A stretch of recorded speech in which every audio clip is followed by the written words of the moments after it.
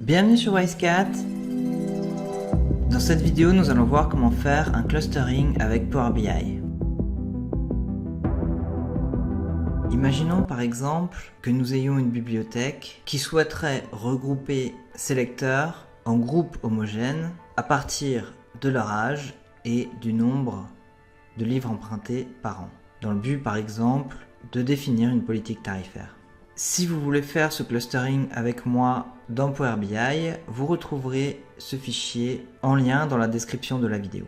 Ok, me voilà dans Power BI. Je vais commencer par charger mes données. Je vais aller dans Obtenir les données. Mes données sont en CSV. Je vais aller chercher mon fichier. Voilà un aperçu de mes données. Si c'est bon, je fais charger. Je vais commencer par tracer un graphique en nuage de points. Donc je vais simplement cliquer sur nuage de points dans visualisation.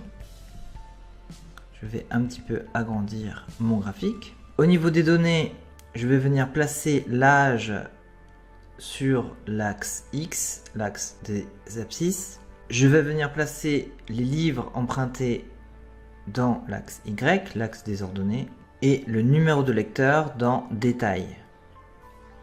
Donc voilà mon nuage de points. À présent, pour faire nos clusterings, je vais aller cliquer sur les trois petits points qui sont ici, plus d'options. Rechercher automatiquement les clusters. Donc en fait, pour créer ces clusters, Power BI utilise un algorithme qui s'appelle K-means. C'est un des algorithmes les plus courants en machine learning. Au niveau du nombre de clusters, Power BI peut détecter automatiquement le nombre le plus approprié d'après l'algorithme K-means. Mais dans notre cas, nous allons vouloir un nombre de clusters égal à 4. Ok, voilà nos 4 clusters.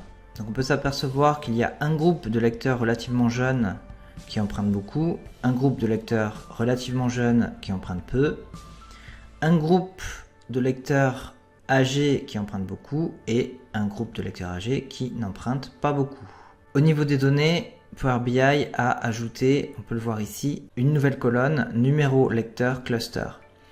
Si je vais dans données, je peux voir que Power BI a attribué un numéro de cluster pour chacun des lecteurs. Il est éventuellement possible de créer un segment à partir de ces clusters. Donc je vais cliquer sur segment. Je vais y ajouter numéro de lecteur cluster.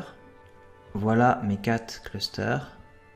Donc si je clique sur cluster 2, je vais avoir une représentation graphique uniquement des données du cluster 2. Et je peux voir ici l'âge du lecteur, le nombre de livres empruntés par an et son numéro de lecteur. On peut aussi éventuellement créer une matrice qui va nous donner le nom et l'adresse de chacun des lecteurs pour chaque cluster.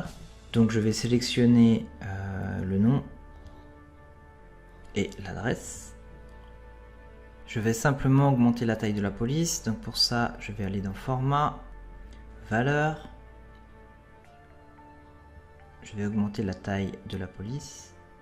Ce sera plus lisible. Et à présent, si je filtre, donc par exemple si je prends le cluster 4, je vais avoir uniquement les lecteurs qui correspondent à ce cluster.